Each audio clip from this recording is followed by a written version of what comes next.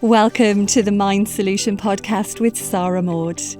The Mind Solution podcast is for leaders like you who are passionate about well-being in the workplace because you understand that a strong, resilient and happy workforce is the key to your organisation's success. The Mind Solution podcast is here to help you. So join us every week where we'll share with you powerful insights, strategies and know-how to ensure that your people and your organisation are truly thriving from the inside out.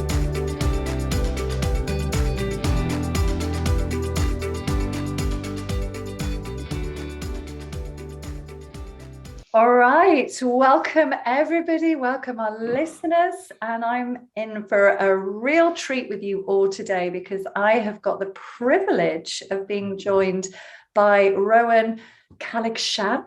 No, I've got that wrong. I had it right before. It's still pretty good effort. Kallicharan. Kallicharan, yeah, absolutely. Call centres must love you. they do. I mean, in fairness, that's probably the main reason why, even with my first name, I normally just get called Ro. I normally only get the full Rohan treatment if I'm in trouble with my mum. So I think over the years I've been called any number of permutations.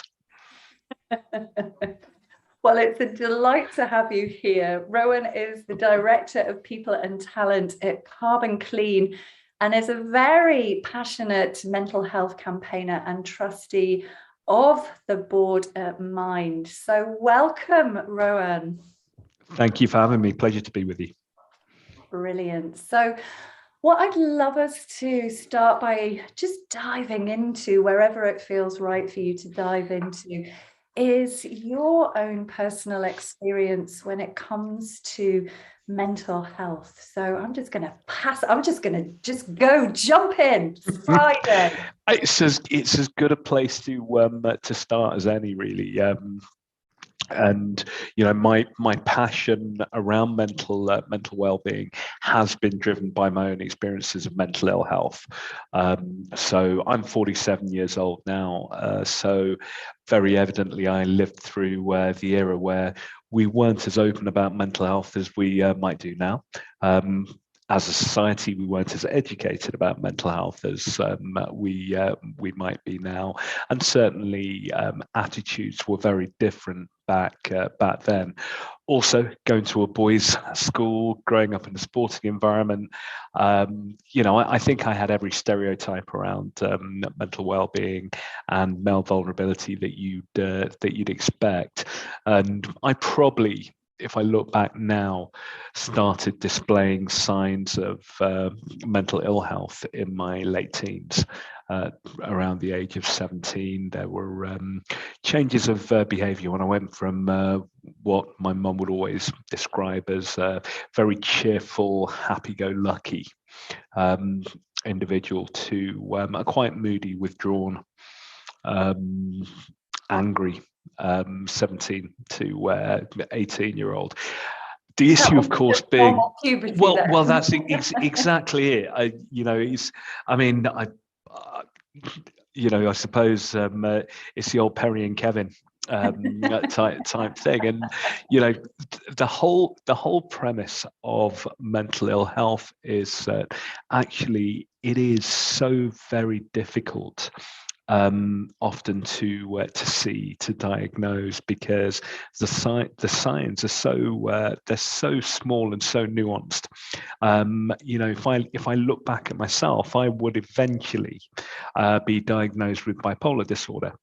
Now, if you looked at the rap sheet for bipolar, which would be, you know, it would include any combination of, you know, angry, irritable behavior. There'd be manic stages. You might spend recklessly. There may be substance abuse. There could be any number of things which just look like totally irresponsible behavior, and then you would crash into a depressive episode where you really can't face the world. So actually, for the world looking in, bipolar can very easily look like someone who is totally irresponsible, totally out of control, and then can't deal with the consequences of their behavior, so they hide away in a pit. And that's what it looks like. And in many respects, that was my story.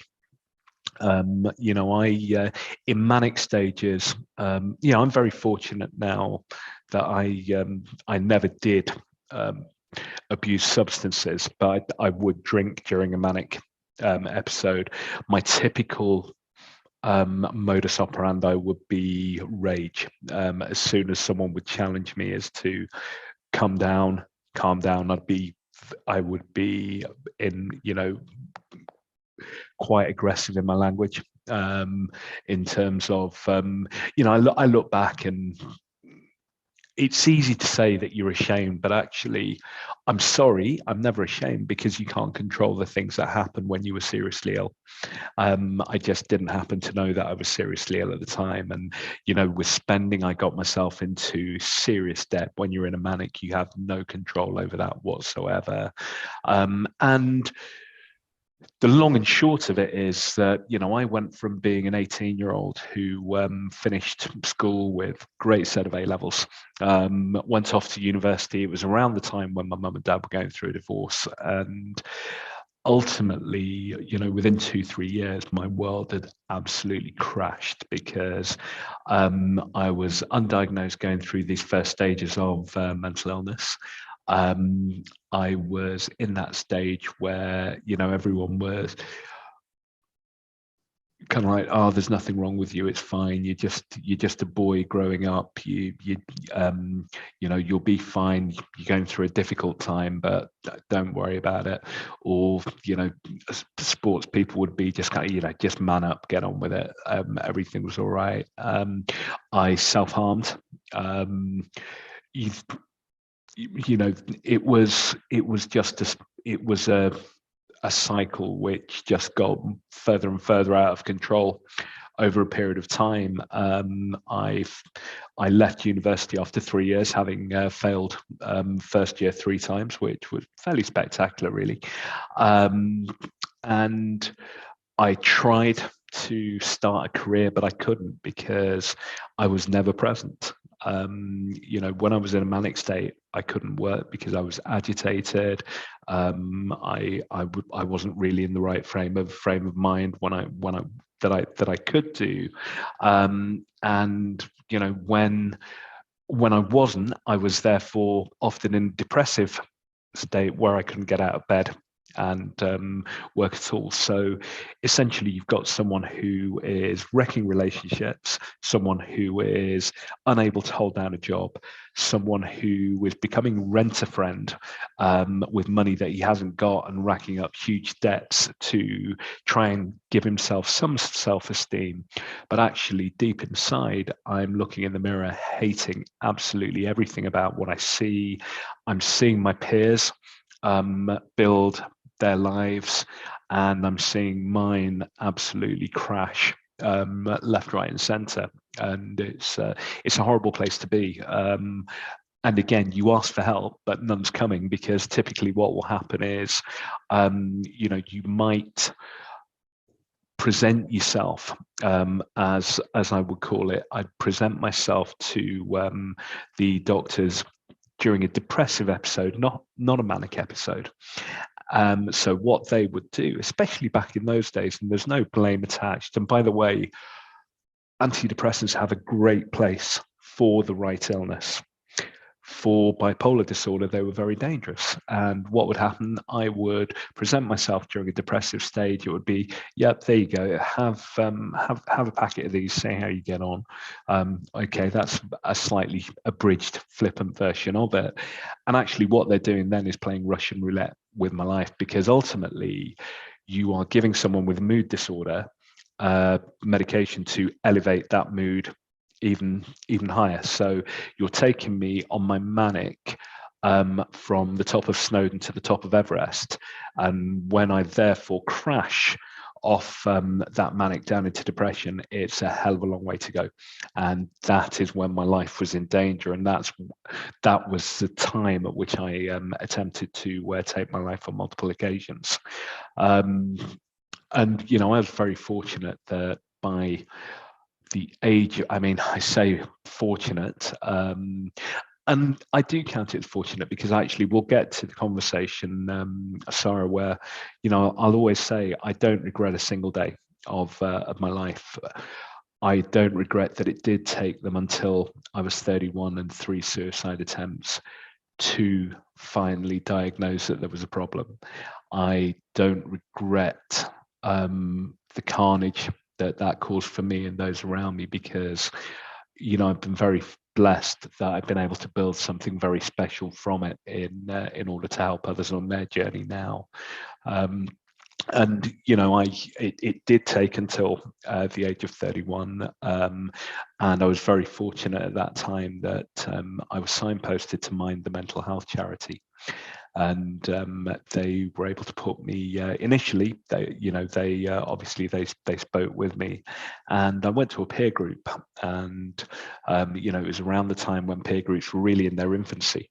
And I suppose I had all these stereotypes in my head around turning up at Alcoholics Anonymous type meeting with a small circle, the kind of things you'd see on TV, basically. But it couldn't have been anything more different. And you were able to say as much or as little as you wanted to. And I remember I said very little in the early stages, but over the weeks that followed, I realized that I wasn't alone, and I wasn't the only person who was going through, these types of experiences, which was a great starting point for me. And then they were able to get me back into the medical system, which was when I finally got the diagnosis. And that was liberating, because you wouldn't bipolar has the highest morbidity rate of any mental illness. Amongst men, 1 in 6 will take their own life with bipolar disorder, and that's exacerbated when it's type 1 that I have. So it's a lethal illness. And yet, actually, I remember almost jumping around the room for joy when I was told that I had an illness, because I couldn't live another day looking in the mirror and hating myself. But suddenly the next day I was looking in the mirror with compassion, thinking, wow, you've come this far, you've come through an illness for this long, and you will actually come not only through it now, but way beyond that. And it's taken a long journey of self-discovery, of being surrounded by some incredible people. And I've got a strong faith. I believe God's blessing has played a huge part in that as well. I am one of very few people, I know this, and I understand, I speak from that privilege, that is able to live with my condition without medication. I live a very full life, and I'm very grateful for that. So that's the mental health angle. I think you probably only wanted about 2 minutes, but I've ended up giving probably about 20. But it's I think sometimes it's important to give you that context. And as we're on podcast, I know you can cut it out anyway. Not at all, Rowan.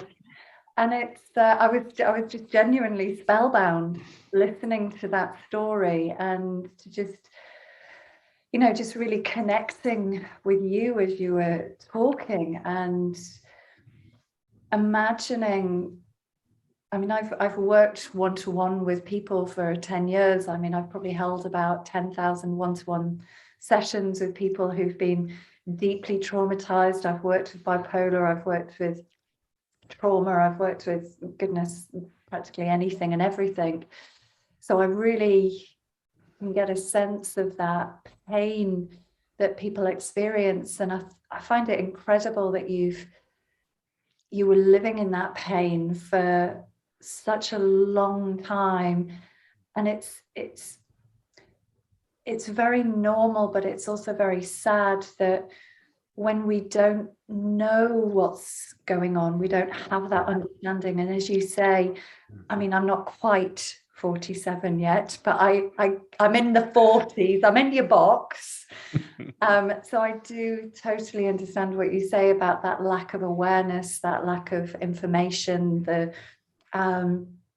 stereotypical types. I think I actually still turn into Kevin when I go home from Kevin the teenager. I'm sure that I step in front of my parents and something gets triggered in me, but I do really hear what you said, and I think it's testament to you that you kept going. And I loved what you said about your faith, because I can imagine that your faith played a strong part in keeping you going, did it?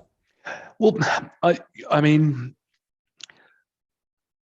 I think it did, and it didn't. And I'll qualify that by saying there's never been a day in my life when I didn't believe in God. And there's never been a day in my life when I didn't. I grew up in a Christian family. It was never forced on me. So it was something that I've always been comfortable with in my skin, and very, very happy with. But throughout the darkest times, when I looked in the mirror and so detested what I saw, I couldn't see for a minute how God would believe in me. So I couldn't say that I was living my faith through those darkest moments, because it was just something that it was impossible for me to do. However, there was a very precious moment for me the day after that final suicide attempt, which was, and that was the day when I really did ask for help, because I don't know why I woke up that morning, and it's a story that I hear from other people who've come through this experience, where they finally just wake up one day and it's kind of like, actually, help, but I do want to live. And I did. I woke up that morning and I wanted to live. I think I was shocked I was awake because that, without being too graphical, I meant that one. It wasn't a call for help like the other two were. So when I woke up, I was kind of like, I'm not meant to be here. What have I, and then I'm suddenly, okay, I'm not meant to be here, but thank you that I am. But I can't keep on doing this. I need help. And of course I needed help from God, but I needed help from those around me as well. And all of the people who'd seen the car crash that was my life for the weeks, months, years leading up to it, I was able to turn around to, my mum, to a couple of others, and just say, okay, help me, please. And just being able to do that releases that burden, and it allows you to speak openly. I still had no idea what was wrong or what I was dealing with, but I did know that I wanted to deal with it. And I remember going into church the next morning, which was the first time I'd been to church for several years, and I just had that feeling coming out that morning, knowing, okay, I have no idea what's going on in my life, but I do know that there is light at the end of this tunnel, and that we will that I will come through. And that was enough to start the journey, for one of a better way. And then actually, it's so important with therapy. Sometimes it's about luck. And I say that it was because it was through an EAP. It wasn't through a choice mechanism that I was referred to, where the therapist I had at that time. It was through my mum's employee assistance program. And for anyone listening, it's a standard benefit these days. And I know we'll talk about workplace wellbeing, but crikey, not enough people use it. So many companies are paying a hell of a lot of money for workplace wellbeing, for EAPs, and there's just not enough people using it. Guys, girls, if you're listening, it's confidential. I'm an HR director. I know I know how many hours, I know the usage, but I would have no idea how many people, how many sessions, and so on and so forth. That's confidential. Do not think that there's Big Brother looking on in and knowing about your usage of the AP. If you've got that gift and you need it, use it. It's so important. And it was a huge part of my initial recovery through my mum's EAP. And I remember going in for the first session, and then I was still, I was a scared boy, and he's kind of like, so why are you here? And I'm kind of like, I've told your receptionist, kind of like thing. Why? And he says, why are you here? I'm kind of like, well, something happened at the weekend, and I'm not in a great place. Why are you here? I tried to take my life last weekend, and I really need your help. Great, awesome. And it went from there, because there was the moment where we drew a contract of absolute honesty. There was a contract inferred in that very moment that everything was going to come out in that room, and everything was going to stay in that room. And that was, it's a massive starting point. Again, when you meet someone that you've got, and it was that therapist who signposted me back to Mind, into the peer group, back to the diagnosis, and the rest is a long history. And but I think through all of those stages, if we step back, there are stages of grief, because I think you alluded to the strength of living through the illness. Now, I didn't feel very strong during that time, believe me. And in hindsight, yeah, I have to give myself credit for the fact I'm still here. And actually, no, I give God credit for the fact I'm still here. But yes, through that strength, I was able to prevail. And there is grief, though. Even through the illness, I was grieving the hopes and dreams that I thought had passed me by.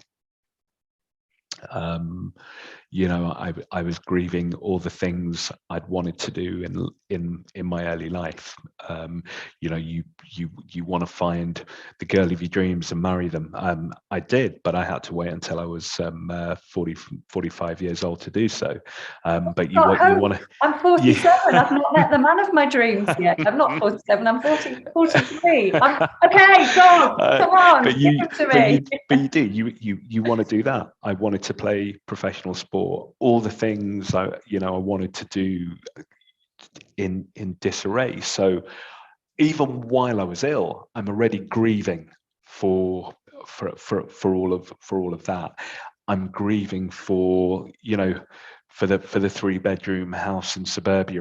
I'm grieving for all the things that I'm seeing my friends doing, my peers doing, that I've not got, because all I've got is this seemingly self-inflicted wreckage.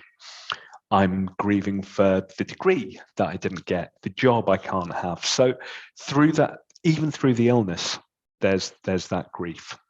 And then you get to that first stage of therapy, that first, right, I want to get better, I'm going to do this. And then actually your grief is for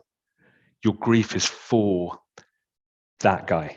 Your grief is for that guy who's gone through all of the above. So, because my life did end that night. I think when I put my life ended as I knew it, because all I'd ever known was a life. All I'd known as an adult was a life of chaos, a life of unraveling, a life of manic depression, as they call bipolar disorder type 1. That's all I'd known. And suddenly you are faced with this moment where you realize you've got to try and live this normal, calm life. And it wasn't something I'd ever done. It wasn't something I knew.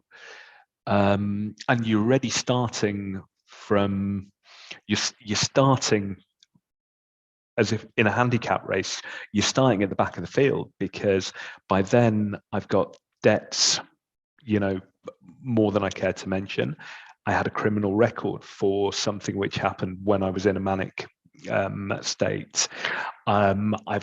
You've got all of this backdrop of chaos, and I always describe it as being, I was literally an 11-year-old in a 32-year-old body. I'm this child learning how to live, how to function. And that in itself, again, that's another period of perhaps less grief, but that whole, you're actually learning to do everything from scratch all over again.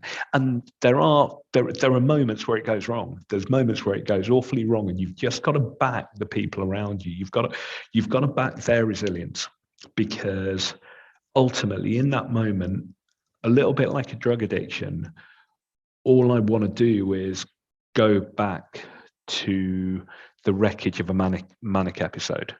I want to go crazy.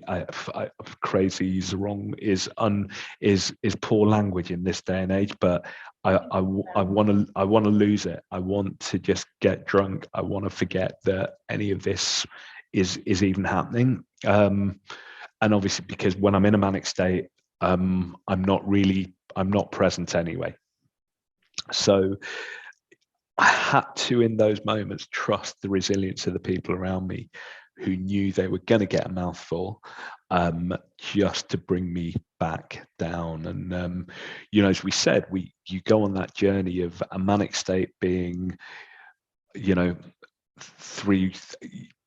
literally, maybe 4. By the end, for me, it was probably 2 manic states a month, which is just, you cannot live like that. And actually it goes to a stage of being perhaps once in 6 months, to the point now where I've not had one in 6 or 7 years. So I think there's so many complexities on that journey of recovery, of through grieving, through uncertainty, through fear, through hope, through suddenly realizing that the things that you're doing are becoming second nature.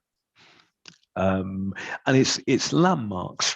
For me, it took a long time, but as we speak today, for the first time in at the end of last year, my credit rating with the credit reference agencies is up in the excellent category. Now, believe me, back in the day, that wouldn't have been the case. It would have been county court judgment this, county court judgment that, because I was spending money I didn't have. So, all of it is such a learning experience. But I think that's it. And again, I speak from an ivory tower. I speak from the ivory tower of where I am now. And that's why it's so important for me in everything that I do to role model the right level of humility, the right approachability, the right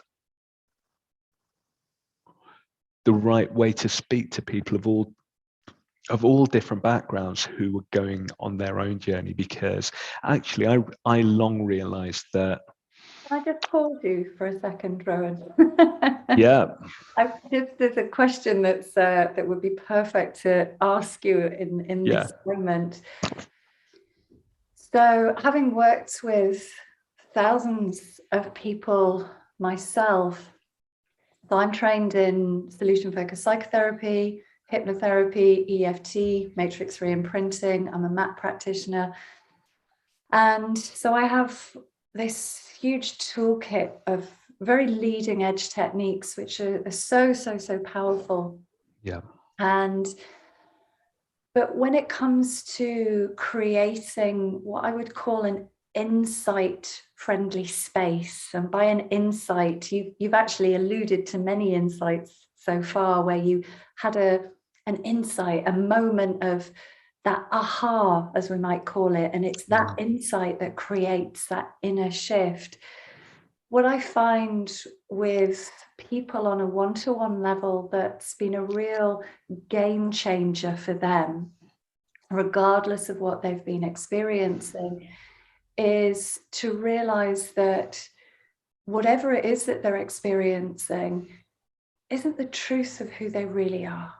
Yeah.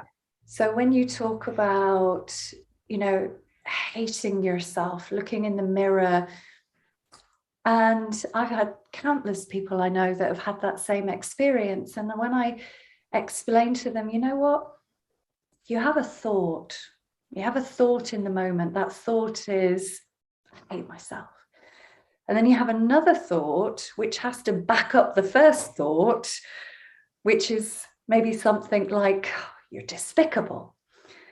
And then before you know it, it might seem like you're thinking about yourself, but actually, in truth, people are thinking about their thinking. Yeah. But they don't realize that. you're typically thinking about your thinking, and you're thinking about your circumstances. Yeah. So it's all thinking. And it's like when we understand what actually thought is, like the power of thought, the principle of thought taking form in the moment, and people have this huge like, oh yeah, my thoughts are just, they're not real. Mostly they're very like automatic pilot, really bad records that I just have in this jukebox of my mind. And when they realize that they're thinking, that that's not the truth of who they really are, that's been really profound for so many people. And I'm wondering, when you talk about your own learning experience, what really created those insights for yourself? There are a couple of things I can allude to. So, as I said, I got into trouble because in a manic episode, my rage took over, and I did something that I'd rather not have happened. But it did. Sure, we've all done that. I found myself with a conviction for common assault. Now you've got any way you can go from there, but I was very fortunate. I stood in front of a magistrate who said, crikey, this guy is no, his words, not mine, this guy is no criminal, but he's evidently had a very difficult time and actually needs a lot more support than he does punition. What I was actually sentenced to, sentence is the right word, what I was asked to do was a course called Think First, which was what they typically would send someone who might have drunk drive on. And it was a program through the probation office, which over a 12-week period you went in once a week, and it was a session where they really did look to work with you to change your first response, to try and understand what were the triggers for that rage, what was the trigger for your response, and really begin to unpick how we can respond differently in those moments. What I love about it, it was proof that you could unpick this in an environment that you wouldn't expect to. And it was, I think for me, I always think of that as being, it was not only helpful, but it was also very humbling. It really did humble me because, again, as I said, I had a very privileged upbringing.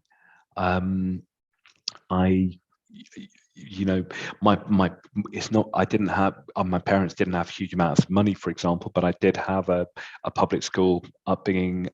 They, you know, my dad came from poverty, made it as an international sportsman, and wanted to give me every opportunity that he possibly could. And my mum felt similar. So, you know, here I was. What was humbling, you know, here I was in this group with, you know, with guys and girls who had grown up the wrong side of the tracks and hadn't had the opportunity that I'd had, and for whom it had gone wrong. But actually, I found there was so much that was relatable on a human level, in both directions. I think, you know, there were guys on that course who almost looked up to me. I could never see why, but they just said, "You've got a way about you, and you'll come through these problems." But similarly, I felt the same way about them, because it was actually, it's easier to understand how you guys have got here, whereas I still can't quite understand how I did. But, you know, if I look back, that program was deeply meaningful, because it gave me my first insight, actually, practically, when it's about to go wrong, what are you going to do? How do you step away in this moment? And, you know, you talk about insights. That's the biggest insight I needed. Great. So with all of that journey, as you say, and I loved what you said about not regretting that journey, because I suppose a bit like the quote that what doesn't break us makes us stronger, that you can share this to be an inspiration to other people. And I'm really curious to explore your thoughts around well-being in the workplace, because you're clearly coming at things from the insider's perspective. You understand the consequences, and despite working in this field for over 10 years, what I find personally really fascinating is, even pre the pandemic, the idea of well-being in the workplace was, you know, if I cast my mind back to when I worked in HR, which is about 10, 11 years ago, well-being in the workplace probably stretched to free fruit and subsidised membership. That's maybe about it. Yeah. Cycle to work scheme was coming in by then. Oh, I forgot about that one. Yeah, you're right.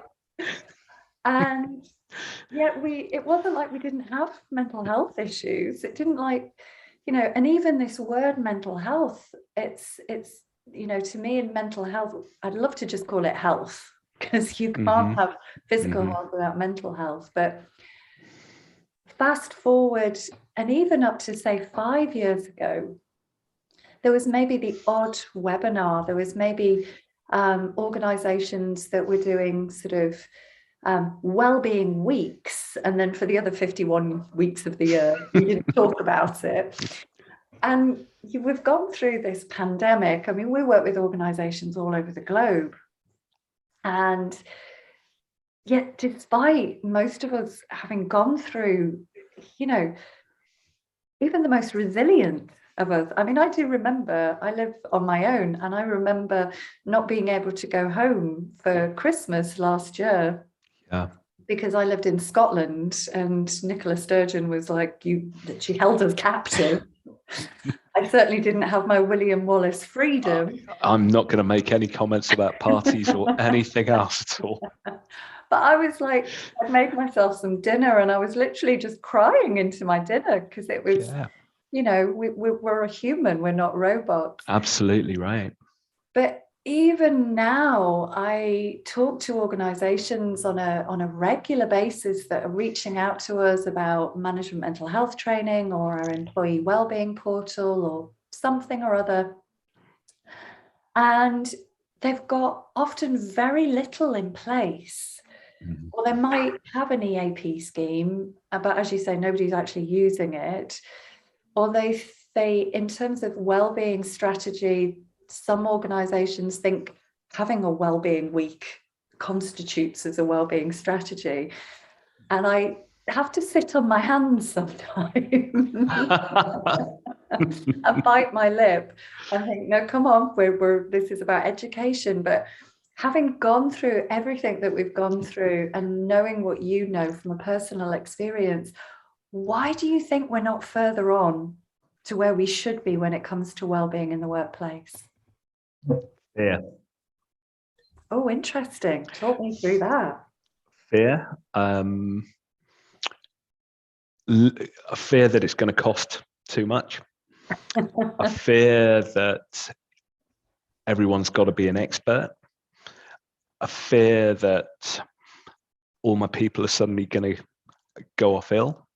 A fear that there's going to be historical lawsuits coming left, right, and centre. Fear, and more fear. That's the starting point. And you know, if you break it down, there's absolutely nothing to be frightened of. Actually, it's essential. You've got to be frightened if you don't have it. And that can come from, I can talk from a compassionate angle and I can talk from a cynical angle as well. Both are equally as valid.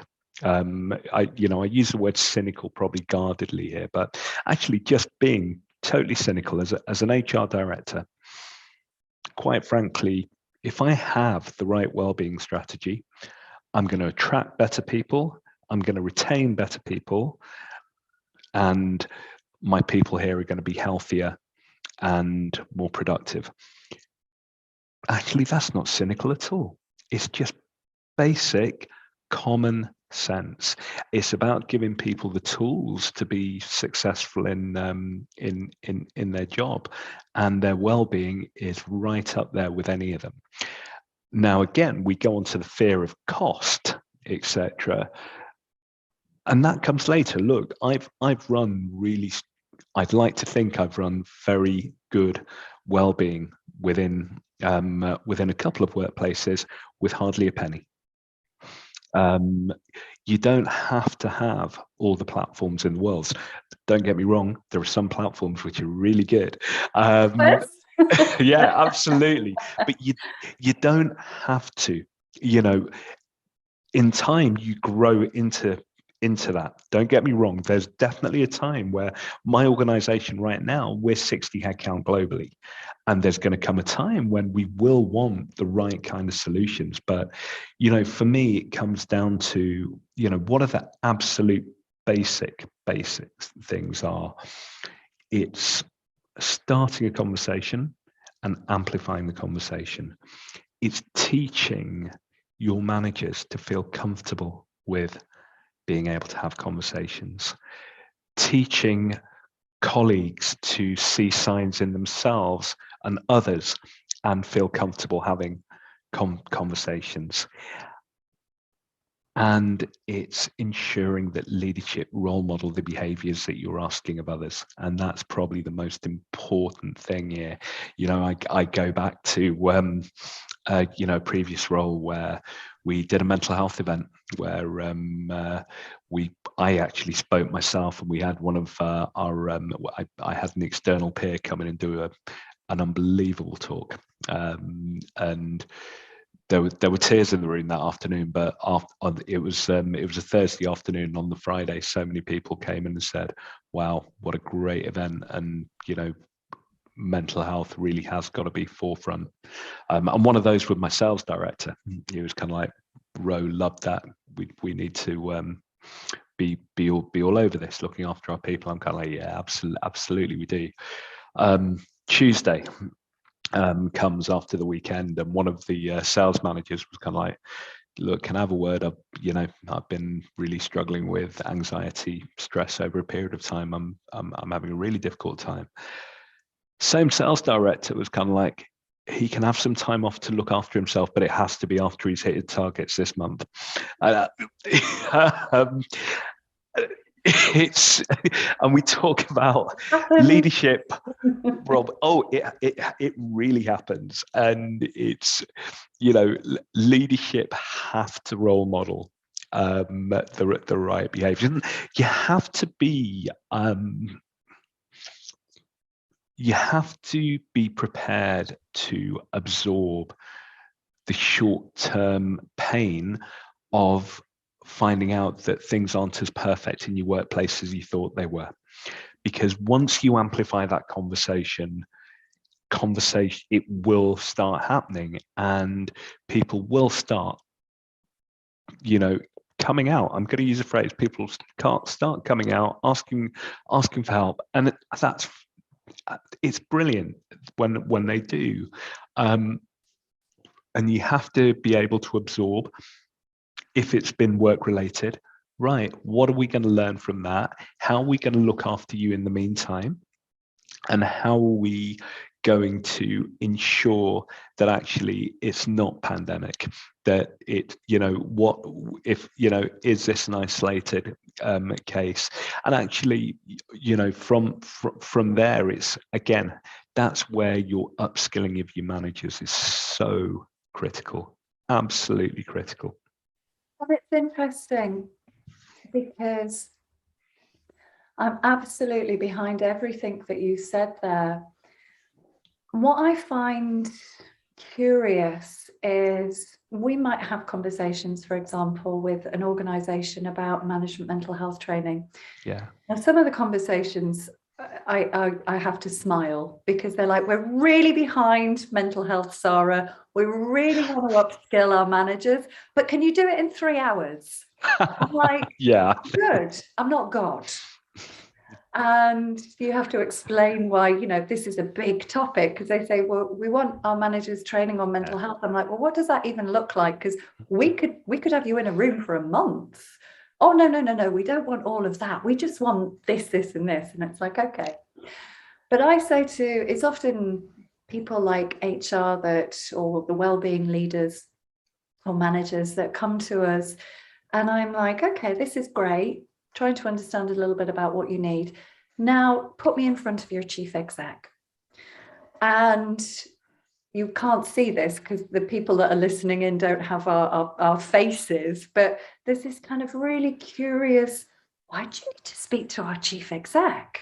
I'm like, well, I need to understand what your chief exec's culture's like and what they're like, because I can tell all the things that you say. Actually, are they a workaholic? Do they even understand what mental health is? Or are they doing it for a tick box exercise? Absolutely.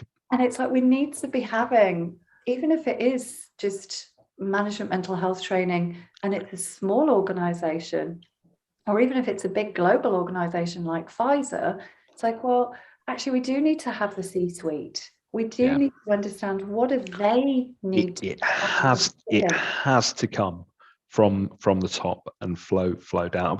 The way I always describe it is this: the noise is amplified from the ground up. And again, people can't see my hands moving as I'm speaking to you. The noise is amplified by your people. So that does come from HR, employee engagement, well-being, driving that with colleagues across the business.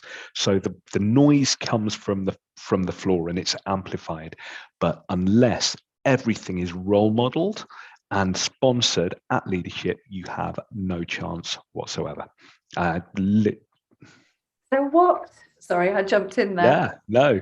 Now, what would you, so there might be, say, for example, there might be some HR leaders or wellbeing leads that are listening to this, who, if we were to take a scenario where maybe that exec C-suite haven't really been involved in these kind of conversations. Yeah. So maybe you've got somebody like you in this position thinking, oh, I'm going to have to convince the exec team why they need to be involved in these conversations instead of it being just HR that get on and deliver that sort of thing. What would you say to those HR people that can help to influence them in getting the C-suite managers involved in the conversation? Yeah, it's a great question. And look, there's going to always be different selling points to each individual in that leadership team. But essentially, it comes down to now that we are in an era We are in an era, and we were in it probably just before the pandemic, but we're definitely in an era now where well-being is at the forefront of every single EVP, whether you like it or not. Colleagues of all levels are now more discerning, and they're more demanding about how they are treated. So, we've gone from the stage where reward was the very top of the tree in terms of what's your wish list when you're looking for a new role or deciding whether you want to stay. It was all about reward. It was all about opportunity.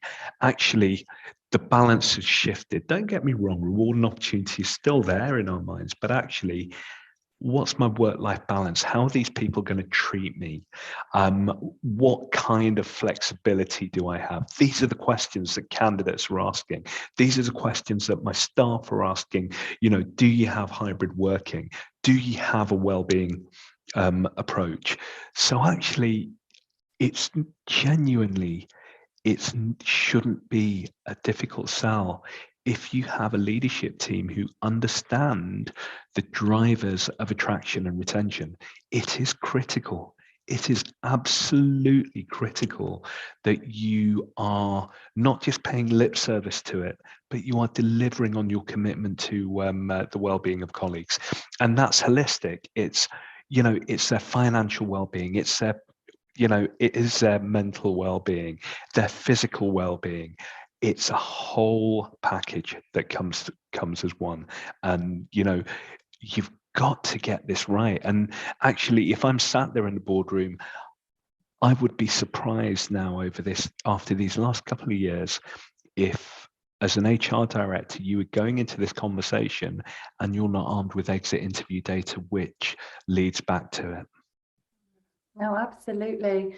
And it is interesting what you say about data, because one of the things that I'm always quite surprised about is, and I mean, I worked for a lot of organizations that were very global when I worked in HR. So I was the head of HR for British Airways Holidays, for example. I was an international business partner for Virgin Atlantic, and we did collate data.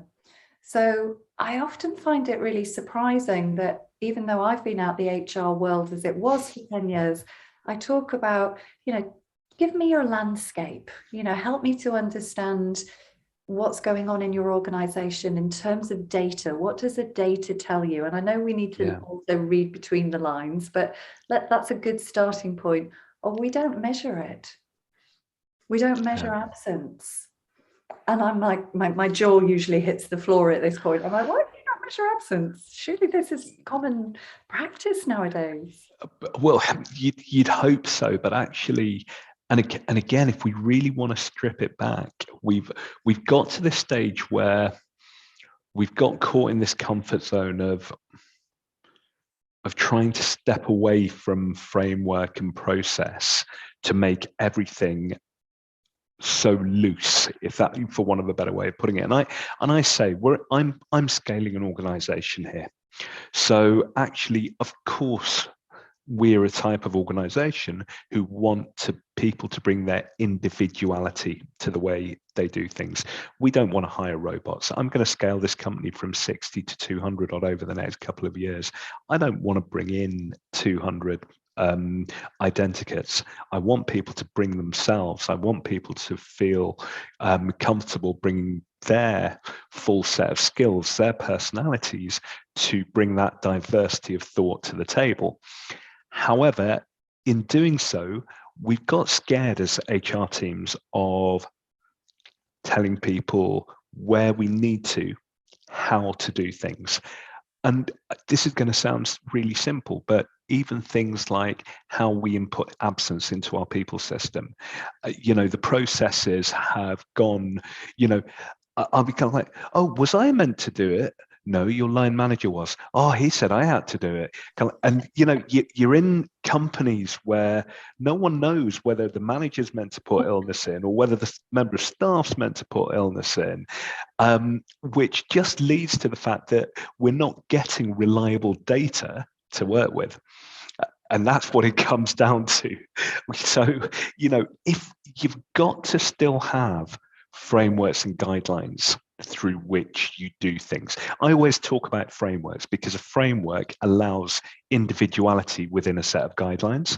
And I prefer that to talking about policies and processes.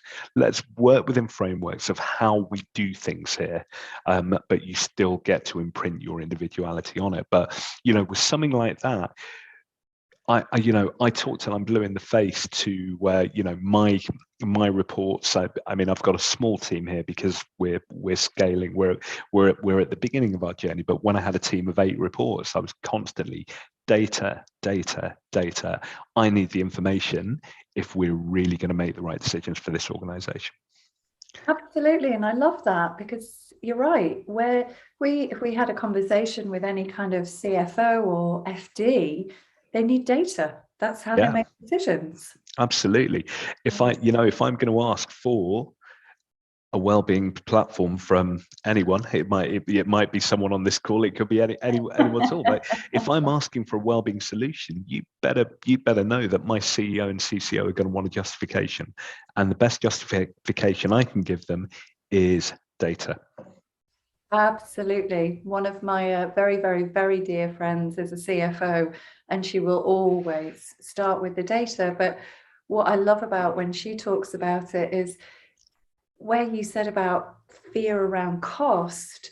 We know the statistics that last time I checked, and feel free to correct me if I'm wrong, but every £1 that's invested, there's a £4 return on investment in the right investment. I mean, not all investments are going to be right, but thinking about what you were saying there about fear, Rowan, and I loved what you said about fear, because it really, it's a very different angle and looking at it, but it makes a lot of sense. What do you actually think that organizations do really want? Because we do have some that are just tick box exercises, lip service, as you say, but from your perspective as an HR director, what do you think that HR organizations do really want when it comes to well-being?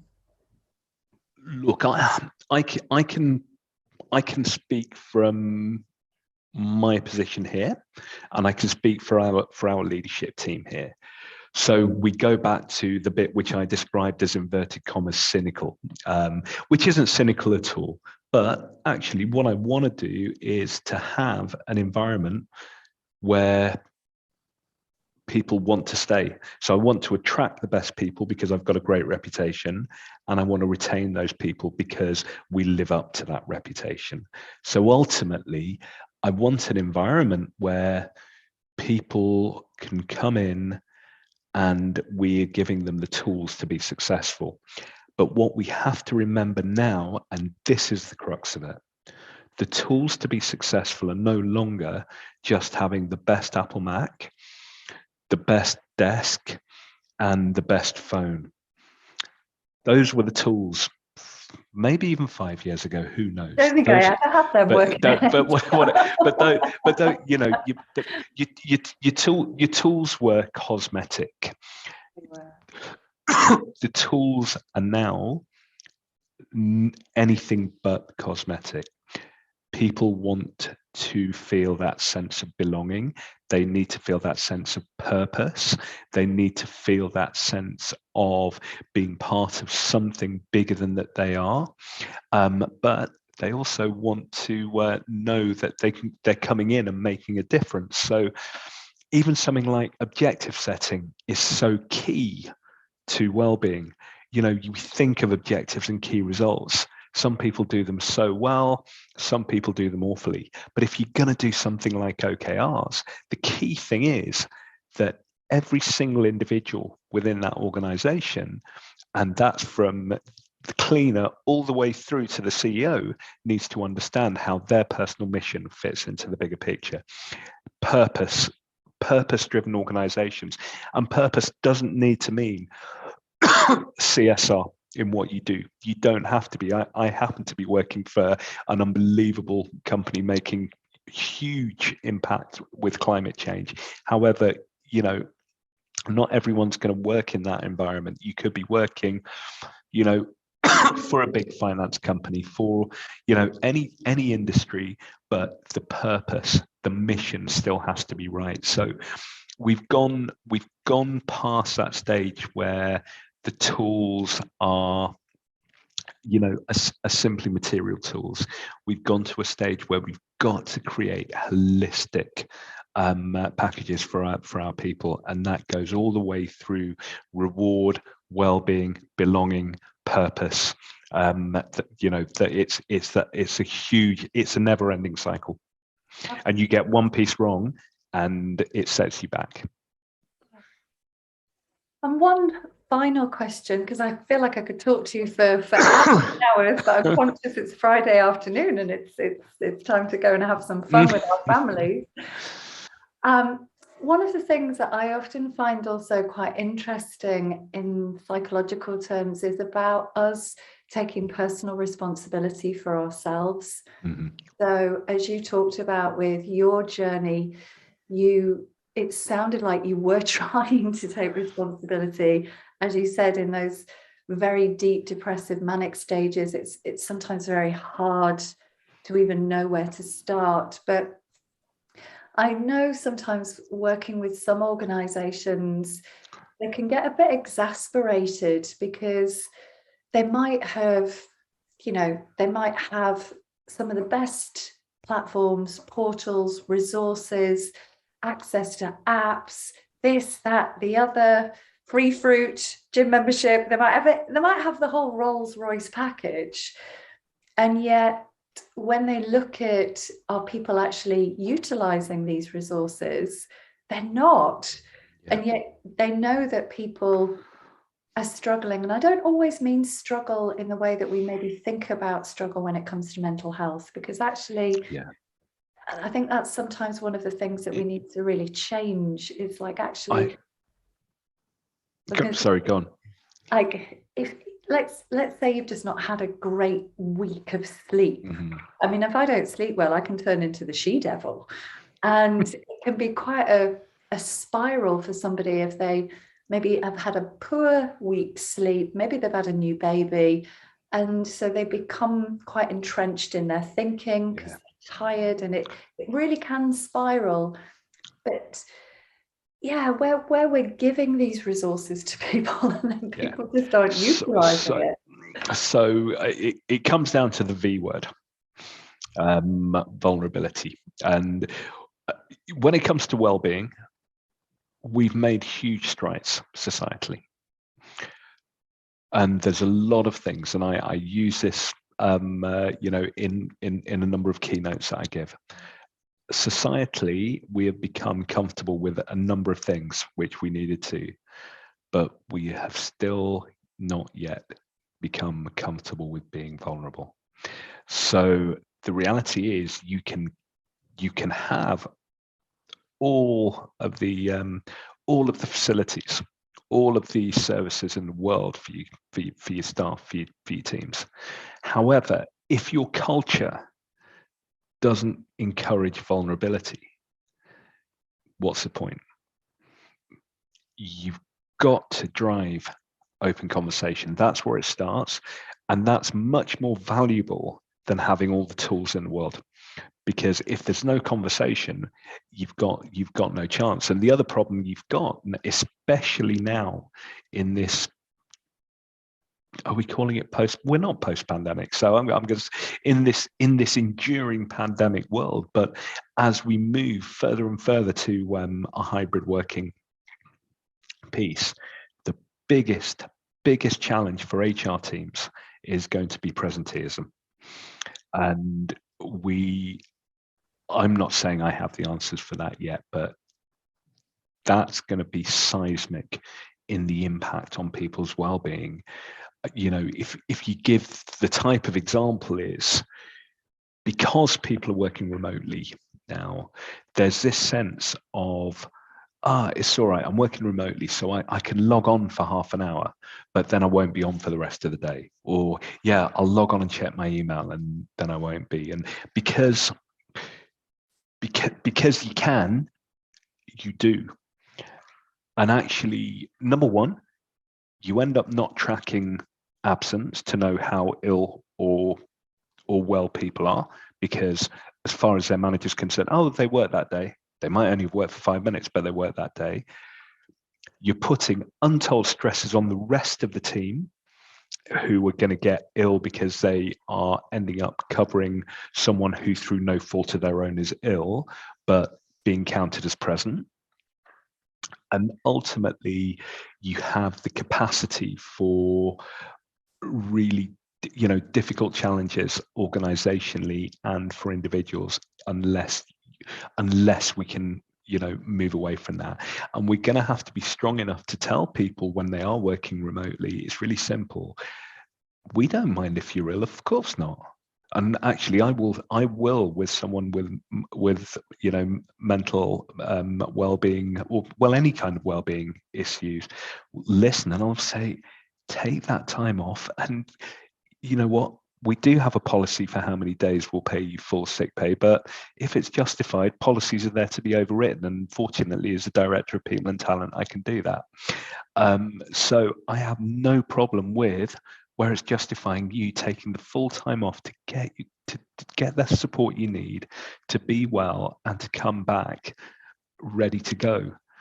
But what I can't have you doing is logging in and out, trying to work when you're ill, and actually your manager not knowing whether you're working or not, you not knowing whether you're well enough to work or not. You are either here or you aren't. And it's really difficult conversation to have. So, for me, as I said, I've gone off on one again there. I was following. I think the presenteeism piece is massive. Yes, I agree. And I think going back to what you were saying about upskilling our managers, because my person, and it is only a personal perception, is where we are operating in a hybrid model. If managers aren't checking in with people on a regular basis and doing that with cameras on and really asking those questions like, how are you really getting on this week? Instead of just, how are you? Yeah, I'm fine. Okay, let's go down to our objectives. Yeah. Let's look at our project plans, because we know that people get very good at hiding mental health issues. And in this hybrid world, we're running a huge risk, aren't we? Yeah. With not having that interaction, because we're not going to be able to pick up on some of those physical cues, which is why it's so important we're upskilling managers with that ability to really listen and connect with people online. Absolutely. And I confess I've not yet implemented it here, but we had a really simple model when we were in that place of remote meeting after remote meeting. Every time we had a team check-in, everyone just kind of like, we went around the room, someone put up and just literally type into the type pad, out of 10, how are you feeling today? And if it was a 1, no one asked a question. Didn't matter. No one was going to ask you. We just wanted to know how people were, because you could make allowances.